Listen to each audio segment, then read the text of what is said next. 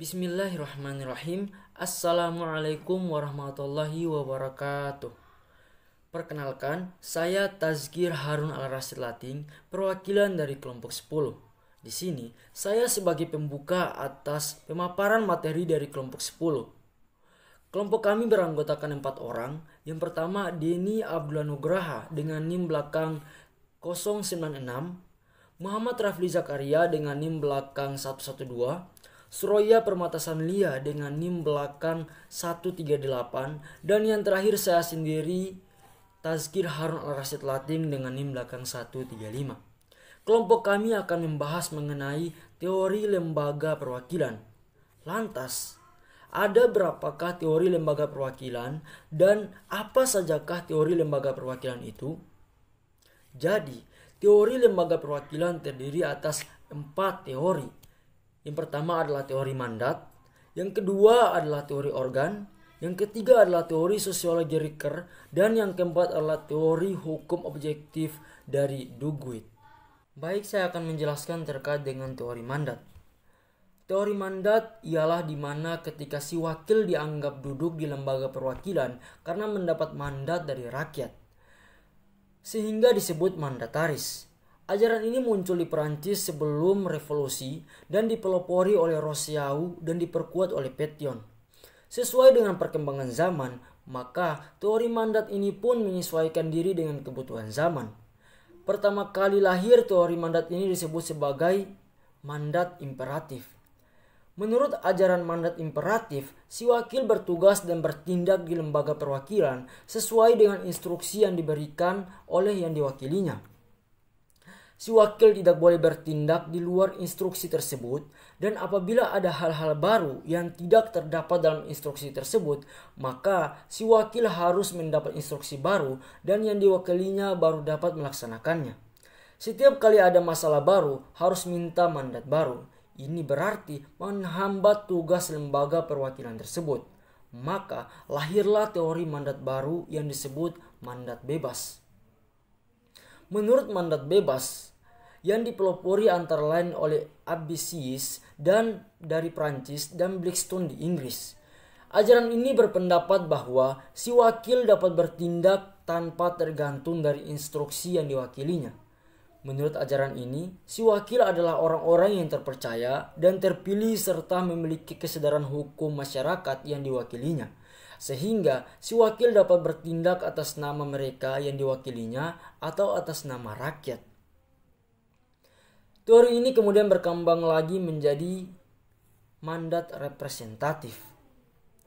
Mandat representatif ialah ketika si wakil dianggap telah bergabung dengan suatu lembaga perwakilan atau parlemen, rakyat memilih dan memberikan mandat pada lembaga perwakilan atau parlemen tersebut, sehingga si wakil sebagai individu tidak ada hubungan dengan pemilihnya apalagi pertanggungjawabannya. Lembaga perwakilan atau parlemen inilah yang bertanggung jawab kepada rakyat. Selanjutnya akan dilanjutkan oleh Denny Abdullah Nugraha dengan materi teori organ. Assalamualaikum warahmatullahi wabarakatuh. Nama saya Denny Abdullah Nugraha. Jadi di sini saya akan melanjutkan dari teori lembaga perwakilan. Nah, yang kedua ada teori organ. Jadi teori organ ini muncul atas ketidakpuasan dari teori mandat yang semulanya itu berkembang di Perancis. Maka para sarjana mulai mencari teori baru yang membahas antara hubungan antara si wakil dengan yang diwakilkannya. Maka muncul teori baru yang dicetuskan oleh von Guercke yang dikenal dengan teori organ.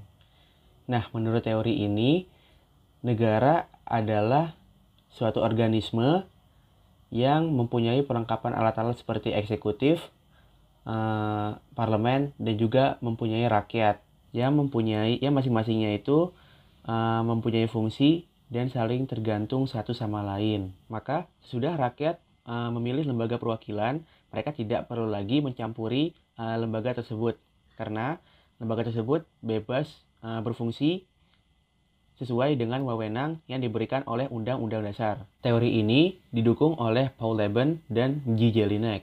Leben menyatakan tidak perlu terlalu mempersoalkan hubungan antara si wakil dan yang diwakilinya dari segi hukum.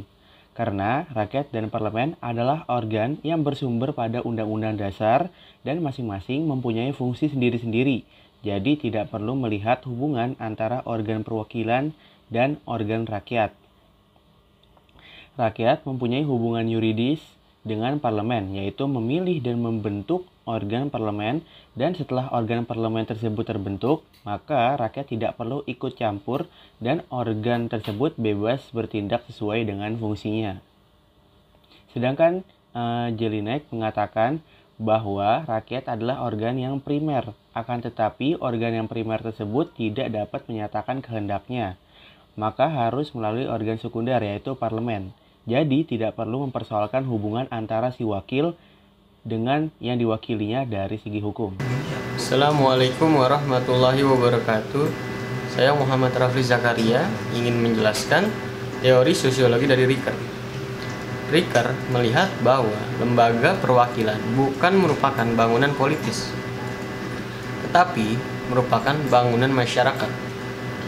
Pemilih akan memilih wakil-wakilnya yang benar-benar ahli dalam bidang kenegaraan, yang akan benar-benar membela kepentingan pemilih sehingga terbentuk lembaga perwakilan dari kepentingan-kepentingan yang ada dalam masyarakat.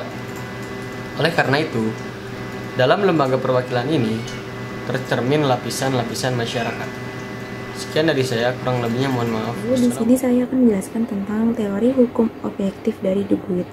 Menurut teori ini, dasar hubungan antara rakyat dan parlemen adalah solidaritas. Wakil rakyat dapat melaksanakan tugas kenegaraannya hanya atas nama rakyat, sedangkan rakyat tak akan dapat melaksanakan tugas-tugas kenegaraannya tanpa mendukung wakilnya menentukan wewenang pemerintah. Jadi ada pembagian kerja. Rakyat pasti akan memilih wakilnya dan parlemen pasti akan melaksanakan tugasnya. Keinginan untuk berkelompok yang disebut solidaritas merupakan dasar daripada hukum objektif yang timbul. Hukum objektif inilah yang membentuk lembaga perwakilan menjadi satu bangunan hukum dan bukan hak-hak yang diberikan kepada mayoritas yang membentuk lembaga perwakilan tersebut. Akibatnya, yang pertama, rakyat sebagai yang diwakili harus ikut serta dalam pembentukan badan perwakilan, dan cara yang terbaik adalah melalui pemilihan umum yang terjamin terlaksananya solidaritas sosial untuk memungkinkan sebanyak mungkin orang dalam kelompok tersebut turut menentukan. Yang kedua, kedudukan hukum daripada pemilih dan yang dipilih adalah semata-mata berdasarkan hukum objektif.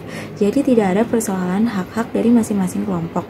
Yang ketiga, dalam melaksanakan tugasnya, si wakil harus menyesuaikan tindakannya dengan kehendak pemilihnya, bukan karena ada hubungan mandat, tetapi karena ada hukum objektif yang didasarkan pada solidaritas sosial yang mengikatnya.